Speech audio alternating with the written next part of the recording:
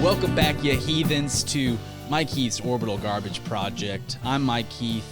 I'm on a mission to collect a piece of space trash, and this is the first interview we've done. We get the first interview with comedian extraordinaire, well, former comedian, now homie life coach, hitchhiker, and my friend, Rob. Hey, happy to be here. Nice. So my only joke was you can take time off focusing on space trash and focus on some earth trash. Oh, yeah, that's you. Yeah. You're earth trash. Yeah. Okay, well, thanks for tying in the theme of the show. Yeah, I had to do it. You're welcome. Well, really what I think about is normally I'm talking about my plans and my project. There's some pretty exciting stuff going on. Yeah. I don't know if you know, but let me catch you up on what we're trying to do. Our first major milestone to get the word out is, here's plan A. We have 149 days. We want to get on Good Morning America on Thanksgiving week. Okay.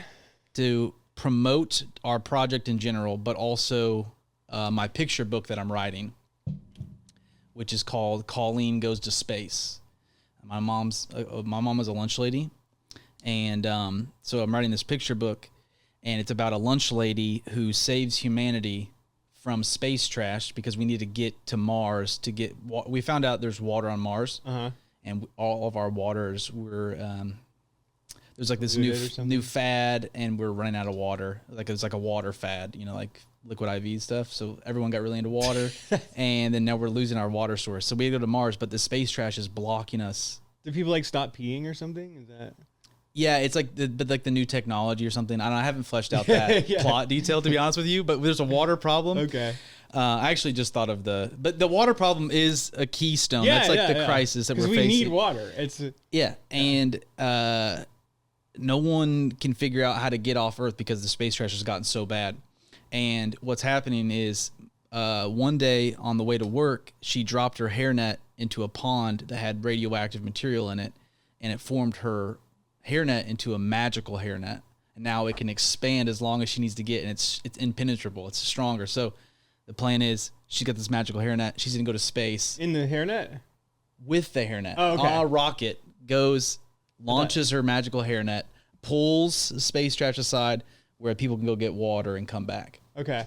So just that there's space trash in the way. They can't go around it? No, it's because it's orbiting. It's like a ring orbiting. Okay. Do you even know what space trash is? I mean, I just was imagining like a trash can just kind of like floating in space. No, dude, there's millions of pieces of space trash. Yeah, I know. It doesn't they fall down all the time? They do. Some of them, yeah. I wonder, so has anyone ever been hit by space trash and died? No, but golly, that would be a great interview. That would be, well, not if they died. They died, yeah. Maybe like they're surviving. You can interview their parents. Like their mom and dad. Yeah, they're like, we were just at a barbecue and then... Honestly, I need to look that up. I don't know of a story, but gosh, that could get us on Good Morning America if the book doesn't. So the book tour starts on Good Morning America. High hopes. I was hoping that the hairnet expanded into like a balloon and then she just floated to space. I mean, the book isn't finished yet, so I might toy with that idea. Yeah. Okay. If you have any other ideas for the book or the project? Well, I was thinking for the water thing, maybe people invented a new type of car that runs on water. Oh, so everybody's good. Filled up their car with water, and now nobody... Because we've been doing the fossil fuels, and we thought, we found a way to make water. Yeah, but now the water... But now that it goes through the car, it's all tainted, so we can't drink it. Yeah. Oh, dude, you freaking cracked the code, dude. That's why I got you here. All right. We're getting on Good Morning America, and... That same week, so Thanksgiving week, we have 149 days. We want to get in the Macy's Thanksgiving Day Parade. We want to get one of those balloons. A hairnet. A hairnet. Yes, dude, I didn't even think about that hairnet. Yes, it's a large hairnet balloon. He ties it back. And if that all fails, what we're going to do is, or if we do it, either it'd be a celebration or like a consolation event. We're going to do bowling for space trash at a bowling alley because we're already going to be in New York. Yeah. So we're going to do that. I thought this was started out just like a bit. No, you're very serious about it. I'm very serious about this. I'm writing a book. I mean, my other idea, because I haven't been on TV before, and I think going from not being on TV to Good Morning America is a pretty big leap. So my idea is to do an event in Seattle first to grease the wheels, so to speak. So we're gonna do the race for space trash. It's the world's first ever 5K for space trash awareness. Okay. Gonna do that in a park. This is good. I mean, no one ever thought of space trash. Like, this is, I have faith in this one. Like, out of all the crazy harebrained ideas of people that are trying to like have a thing, like this one actually, I think, like your vision is aligned with reality, I think. Oh yeah, this is very real. Yeah. Yeah, this is gonna happen. Yeah. And this interview itself is gonna catapult us into the low Earth orbit where there's space trash, and we're gonna get a piece. Yeah. What other projects do we have? Oh, we're also doing guerrilla marketing now. We haven't done any guerrilla marketing except for social media and word of mouth. Yeah. We've made these posters. We're gonna put posters up. You want to see it? Yeah. I should have had this pulled up. Freaking, we had so much momentum in the conversation. Oh, I know. It's fine. But I feel good. I had 2 good ideas for the space trash. Oh, yeah. No, that's great. Hilarious joke. Hilarious. I mean, you should try that at the next mic you go to. Yeah. Dude, check out this, and it's even kind of 4th of July themed. Oh, wow. Yeah, I'm going to use my public library print quota. And he's like in space. Yeah, exactly. What's this guy? Uncle Sam? Uncle Sam, yeah. Uncle Sam. Yeah. Great American hero. I think you should have Uncle Sam and Samuel L. Jackson. I'll make version 2 with Samuel L. Jackson. Yeah. Gosh, you just full of good ideas. This is why we need you here, man. This is incredible. But today we brought you in to the project here. The first ever. Well, I did interview my mom once, actually. Yeah. But just via FaceTime. And she didn't even know she was going to be on the podcast. I just duped her into it. So then the other podcast that I was on, though, because remember, this is a returning. Is this a new podcast? It's a whole new premise. Okay. See, the last podcast sucked. There was no grand vision. Yeah. You know, it was just another boring. There was no goal. I wanted a goal. No, this is good. I'm like, this is like because that's true. A vision without a plan is just a hallucination. Yeah, and you've hallucinated on substances. Yeah. Which is what we're here to talk Many about. kinds. Your 40 night journey, hitchhiking from the West Coast. Your voyage into manhood, right? This is a manhood trip. Yeah. This was like this was I almost was a voyage into manhood because I was picked up twice by like 2 gay dudes that were trying to have me voyage into their manhood. Okay. And did that? No. Okay. Where are we starting? Okay, so I wanted to start in LA because like perfect place to start. Yeah, so I actually I was living up here at like kind of my grandma's house, kind of couch surfing, you know, just halfway, 1 foot in the door. How old are you right now in this story? I think I was like 29 or 30. 29 or 30, okay. Yeah. And so then I remember I was speaking of life coaches and comedians who turn life coach, there's this comedian, Kyle Cease, and he became like kind of became a disgraced comedian. And now he does like really woo-woo life coaching, like manifesting stuff. Oh, okay. And since I was, really heavy into Skittles at the time, I was like, this guy he's speaking to me. Like he's like all about like believing and like magic powers and stuff, and like and just creating your, you know, like the spiritual, because that's another thing too, when you're on Skittles you get really spiritual. Like you'll never meet a tweaker that either doesn't think they're an alien or a demon or Jesus. Like there's a reason for this. It's very spiritual, dark spiritual, but it is a spiritual experience. Skittles. So anyways, I was really into I was like, oh, spirituality, like magic powers. And then I'm like, I always wanted to like go down there and just be in show business and stuff. Of course. So he's got this, so I've been watching all his videos, and then I just dropped out of college. Like I went back to, you know, like to study what? Psychology and philosophy. Oh, okay. So it was supposed to be a double major, but I didn't finish. And I had about $5,000 worth of student loans. Like, not bad. Yeah. So I was like, all right, I got $5,000. I can fly to LA and I'll like stay in hotels until like the magic happens. And wait, can you just use student loans on anything? Well, they gave you like a stipend, or I don't know the word. Like living. Okay. Yeah, exactly. It was like for living stuff. So yeah, because they pay for the school, and then whatever excess was for like renting a room or whatever. But I was just stacking it up and like kind of using my family and stuff like that. So anyways, my mom had already, I remember too, because the reason I was at my grandma's house because my mom had recently kicked me out. I remember she had this big cry. Because just because I was just like, she knew something was up. She didn't know I was doing Skittles, but she knew like, he's up all late all the time. He's talking crazy spiritual crap all the time. Yeah. Like, I would drink too. She hated that. Like, so like she like walked by my room with like reek of booze at like 1 p.m. or whatever. And she's like, what the hell? So eventually, she had this big cry. And I remember I was like, Mom, like, don't you want me to be happy? Like, what if living under a bridge? What if like legitimately I lived under a bridge, but I was actually happy? Would you want that for me? Don't you want me to be happy? Every mother's dream. Yeah. And then that made her really cry. Oh yeah. So yeah, she kicked me out and then I had to my grandma's house. Grandma's very supportive. Well, she's very enabling.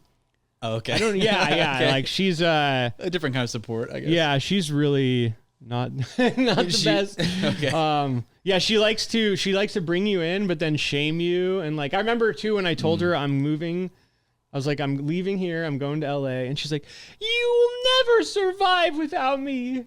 Wait, is Grandma's house here? Yeah. Okay. She's in Everett. Okay. Yeah.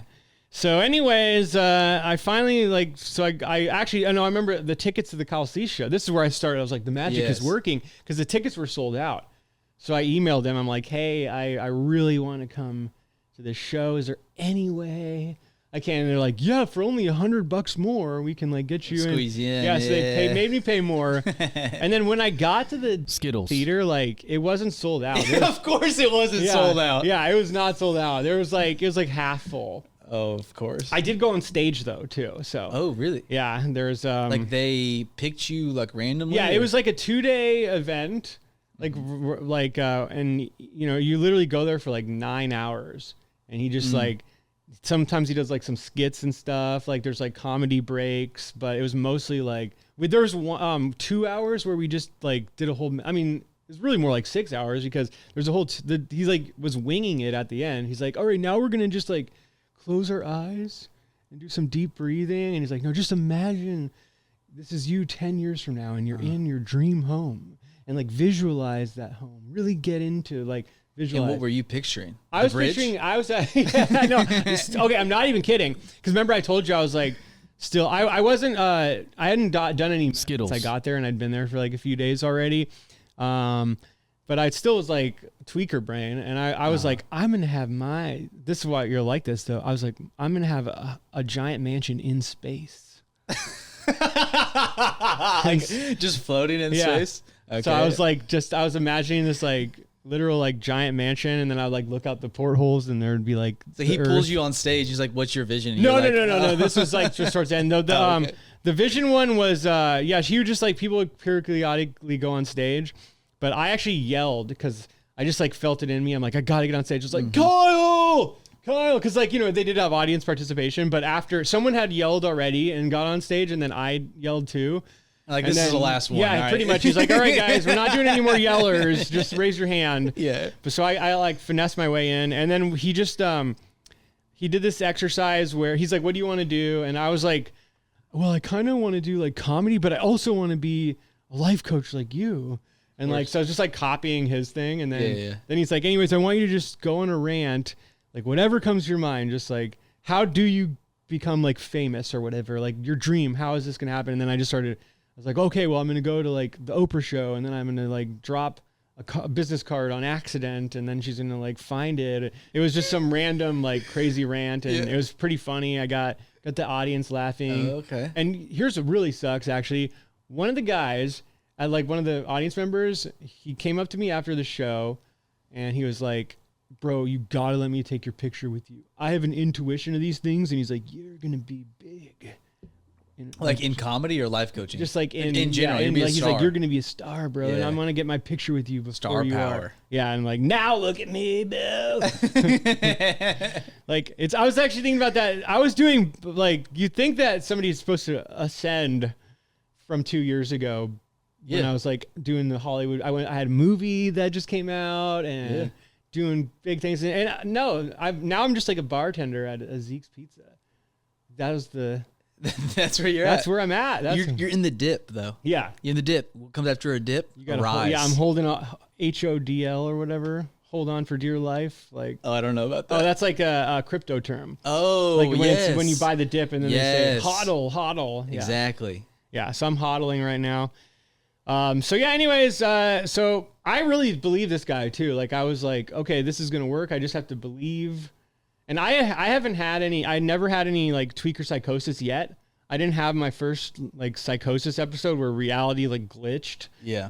So I still didn't really like, ever since my tweaker kind of like reality break matrix thing happened, like from that point forward, I'm like, oh, okay, I bet you can kind of like get in tune with things and sort of like speak things in. Like I actually like took a lot of Skittles, but I finally believe that. Yeah. But like at the time, because I feel like I witnessed it, even if it was like fabricated, drug induced.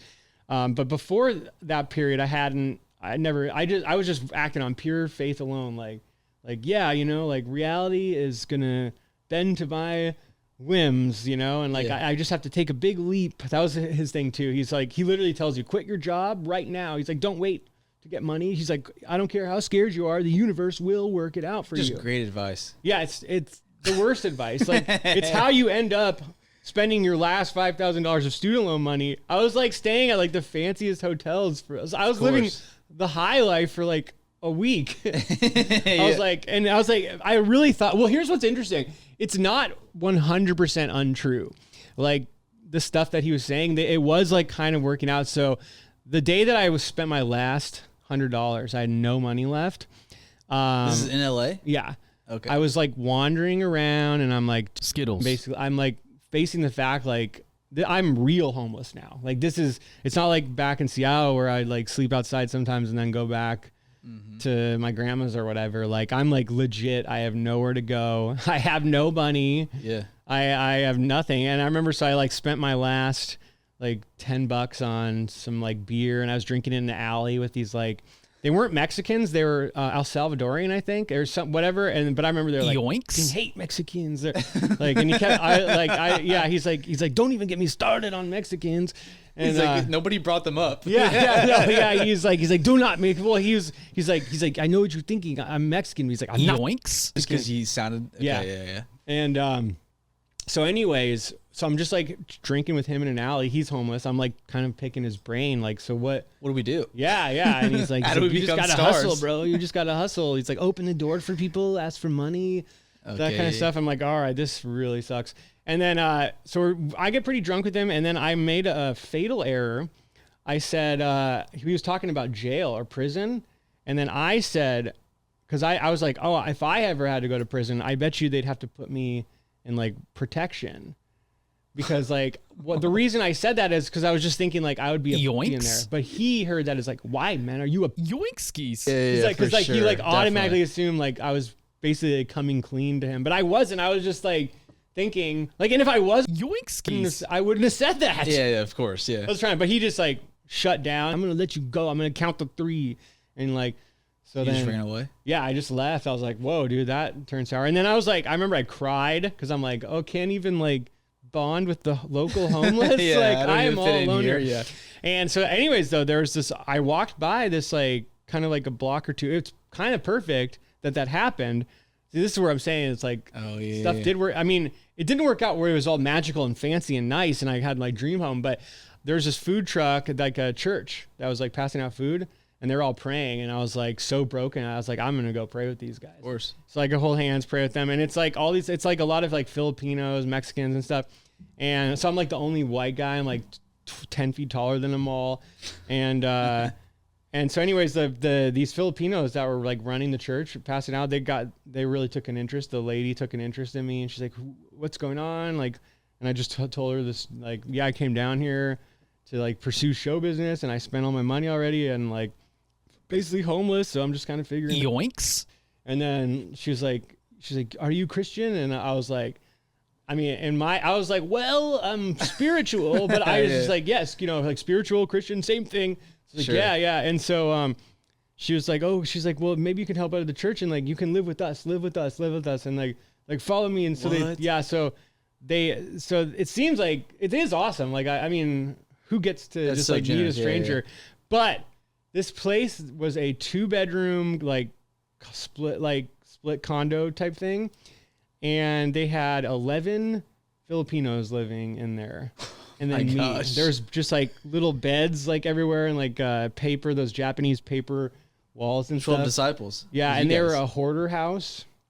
So they had like boxes everywhere. They had like, this is where I learned that cockroaches can stay alive in the microwave when it's on. Oh. Like they had cockroaches everywhere and mice.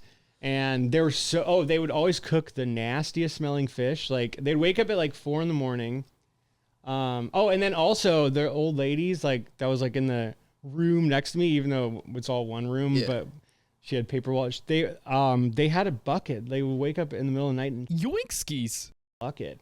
Why not just use the bathroom? I don't know. I mean, like they would dump it like later on. It was like a Filipino thing or something. I don't know. But I was in hell. Like I was like literally, see, I hadn't learned gratitude yet. Cause I bet you if I was like thinking about it in perspective, like, hey, this could be worse. I could like I have somewhere to go. Sometimes they let me borrow their car to like go do comedy until they realized I was like getting like, once I started getting back into the drugs and stuff, they started figuring it out.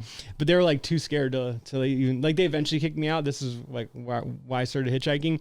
But they like really tolerated me. I remember one time I threw up in like one of their beds. In their bucket? No, I wish. They're like, there's a bucket right there. Why'd you throw up in the bed? So yeah, that was just really just a bad. And then so then I'd get home at like 2 because I'd hit some mics sometimes and then I'd come back home pretty drunk or high or whatever. It's like, which were you thinking when you were hitting those mics? Were you like, I'm gonna make it?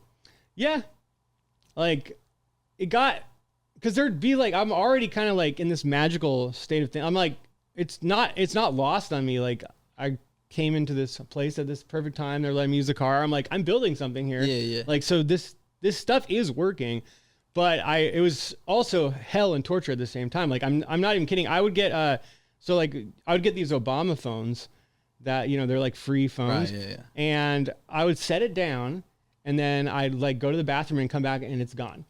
And maybe that's why they shit in the bucket, because like their stuff just goes missing. They got to keep an eye on it or something. But I would, so I would put the thing down and then I'd be like, where's yoink phone, you guys? And they're like, no swearing. I'm like, you need to tell me where the phone is. They're like, we had to move it. Everything get lost in this house. And so we and then I'm like, well, then where is it? She's like, I don't remember. And then she'd be like looking all over for it. And and then like I lost like 6 phones that way. Like I just get a new phone, new phone number, because you can't transfer it over. It was just super like, just that kind of stuff happening every day. They'd wake up at 4 a.m. and just be like, bok, duck, bok, bok, bok, bok. They just like talk to each other at 4 a.m. I'm trying to sleep. I've been out working yoink off, drinking and doing mics and driving their car. How are you making money? Are they giving you money too? So let's see. I had I remember I was selling Hollywood tours. So I'd met I had met one of the like local comedian guys. He's dead now, actually. It sucks. He like drank himself to death, but he was like, he took a really liking to me, and he's like, I really want, he's like, come sell. He was such a cool guy, actually, like very like what was his name? George. Yeah, and he was just like, he was also an alcoholic. That's how we bonded. Of course. And so he's like just really outgoing guy, and so you'd sell Hollywood tours, but it was all commission. So like. And it was you'd be like, oh, you're going to see all the stars. Selena Gomez's house, Justin Bieber's house. And like, honestly, you just go on this. I went on it. It's the crappiest. Like you just sit in traffic in this like van, super hot. And there's a guy that's like cracking some bad jokes. And you just like, they're like, that might be Michael Jackson's old house. Like, it might be. Yeah. Just speculating. Yeah. And then we would go to like the canyons and like take pictures and stuff. And so you're just selling like, you get to see all of LA. It's awesome. Yeah. And then the lowest we could sell it per person was, I think it was $20. Like, so anything over 15, you got, commissioned. So like we would just sell. Yeah. So I'd like, you get a group of 4 and be like, you could sell it for as low as 80, but you try to sell it for like, hit them at like 150, 200. You're always trying to like, and then eventually like chisel them down. They're like, those guys over there said, right. Yeah. And they're like, okay, I'll give you this deal, but you have to get on this one now. I need you to sign right now. And like, so it's like this really high pressure thing. You're always like flagging people down. But I learned like a lot doing that. I mean, it was scary at first, like just yelling, like just people passing by, like Hollywood tours, and like yoink out of here. Yeah, of course. And but yeah, so it turned out to be a good way to make like enough to buy my get alcohol. Around. Yeah. And then they were also like helping me out financially sometimes. Okay. So then they kick you out. Yeah. So they kicked me out, and then because they're like, I remember they like cried about it, and then I was like, yoinks. And it's like, but now I didn't know where to go. But luckily I had, now I'd met some people like the George guy, and he's like, oh, you should come live where I live, which is like this like free housing. You get free housing vouchers at the DSHS. And so you go down to Skid Row and you get to live in like this like transitional housing. Yeah. So that's where I went next. And that is where the drugs went like really hardcore, because I had to walk, like just to walk to my house, you walk by like 50 people and they just walk, like they'll just go by and be like Chris, black, black. And then which means Skittles, black, and Chris. Butterfingers. Oh, of course. Okay. Yeah. So I just wait for a guy to be like Chris, like, hey, and then just do that. And you're deep into a hole. Yeah. Of Skittles. Oh yeah. There's the days like I almost lost housing because you have to go back. Like there's a curfew. Oh yeah. And if you miss like one day, they'll kick you out. And so there's like 2 days in a row where I just was like, I was literally like right outside, but I just didn't want to go in because you have to like talk to, you have to like check in and stuff. And I was just way too twacked out.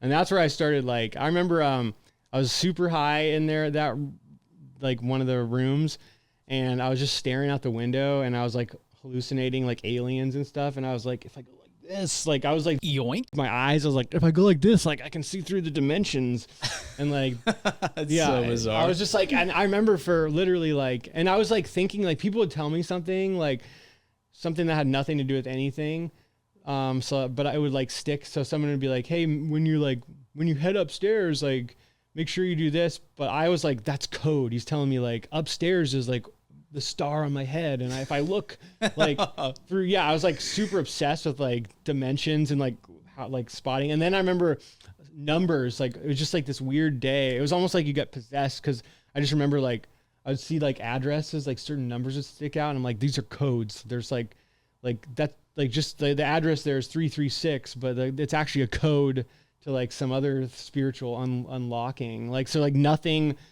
here was real. It was all just like symbols and codes and like pointing you to nothing. Okay. But, well, you know what? It might've been pointing me to like, there was this period where I was so twacked out and I just started like meditating. And then I was like looking out of the corner of my eye, but like, cause I remember I was really obsessed, but I was like really looking, and this guy, like there's this guy fishing, and then I swear he just like froze. And then I started like looking, like sneak, like Yoink skis. corner of my eye. And I don't know exactly like how this works. Like I maybe time's an illusion, or my brain was twacked out, whatever. But I was like literally like watching people, like it was like The Sims. Like when I wasn't looking at them, they were just like frozen. Oh yeah. And like, but I was looking at them, but I was like, oh, the sim doesn't know that I'm Seeing like them. observed. So they're just frozen now. And like, so people were actually free. And then, here's the scariest one. I was sitting on a bench, and there's this guy on his computer, like across the street. And then I went like, dink, and I looked at him again. And then he moved, like every time I would turn my head and look back at him, and he would be in like a new position. Yeah. Like, so I was like, I still can't explain that one, other than maybe I just like was that stupid. I like forgot it was the same, but I just kept forgetting. But like from my experience, I was like, it'd be like, and his shirt would change colors too. So I'd be like, dink. And then now he's like in a red shirt going like this. And then dink. Now he's like over here. And one time he's like reading a book. And it was just like, turns out it was just the Impractical Jokers. Like you're on like an episode. People you could don't have even been. I mean, that's another thing. I would hear like, Rob, come here. And then like I go there, and then somebody would like start talking to me, and like everything just got really like synced up. And I felt like I was convinced now that I had been tricked my whole life, that reality is now not what I thought it is. It's a simulation or something, but but I was very like egotistical about it. I'm like, it's my simulation. It's everyone's been like, oh, I was so angry. Everyone lied to me. And like, so I was like convinced that like, real kind of Truman Show. Yeah. So then are you like, I got to get out? Yeah. So, well, I mean, then I dealt with that for a while. It actually put me in a really like low for a minute. I felt like so alone and empty. And then I realized like, wait a minute, I've always been alone. Nothing's changed, just how I see it. And then I got really happy. And that's when people like, because I would get gang stalked. I mean, that's how it felt. Like people would like follow me and be Rob. I mean, I think I might've told you about the story where I would see like a flickering light and I'd go to it. And then somebody would honk their horn and then I'd go there. And then I kept following all these patterns and stuff. And I did it for 2 hours and I started like cursing God or whatever. I'm like, why are you making me do this? And then I'm like, wait a minute, I'm making me do this. I'm just going to stop. But then as soon as I stopped though, I saw a flickering light like in some bushes. And I'm like, one more. I got, one more. Yeah. So I went to it and underneath it was this package of Skittles that was like that big. So like I literally like followed signs and symbols and found like an expensive amount of drugs that I then did and sold. And then what happened next? Well, that was just like, so this is, now I'm getting into my mind. Like, oh yeah, there is way more like something to this reality than just like, oh, it's all random and stuff. So like I'm patterns, and I'm starting to realize like, but I'm delusional at this point. I'm like, I could think it and now it's like happening. I got really like delusional, which caused me a lot of strife because you'd think that with my newfound knowledge, then I should have been able to get to Seattle in like 2 days. But like stuff, it didn't work that way. So, so then I started thinking maybe I have to be Butterfingers in order to access this magic realm or whatever. So that kind of turned into an issue. Yeah. So anyways, though, yeah. So I was just like, reality's glitching out. I'm like, I've this whole new paradigm shift. And then I realized like one day I'm like doing the dimension thing again in the park. And then I'm like, what am I doing? Like my mom would be so disappointed. Like I am not happy under a bridge. Yeah. And my mom, I was like, I thought about my mom and I'm like, I'm out here like Skid Row, like looking at things all tweaker for no reason. Just like, which are you talking to your family back here at this point? Or? Not so much. I mean, I wasn't like cut off, I'd reach out to them, like, especially, when I was living with the Filipinos, like I'd call my mom like every other day or whatever. Sure. But like, so yeah, but I'd go through these when I'm on this like crazy Skittle bender in Skid Row. I'm not remembering to talk to my mom every day. I probably talk to her like once every 2 weeks or something. And I think she'd gotten mad at, like, I think she like sort of figured out like, I'm not even following my dreams anymore. I'm just like, yoinks. Like she could just tell. So I remember she was kind of upset with me. When I told her I was going to hitchhike, she was like, good luck. So what was I going to say? So I'm down. God, we haven't even gotten to the hitchhiking yet. How do you like walk me through like when it hits you? Like I got to get home. That was pretty much right then. I was like, I'm like, what am I doing? I need to go home. Yoinkski. Like, this is stupid.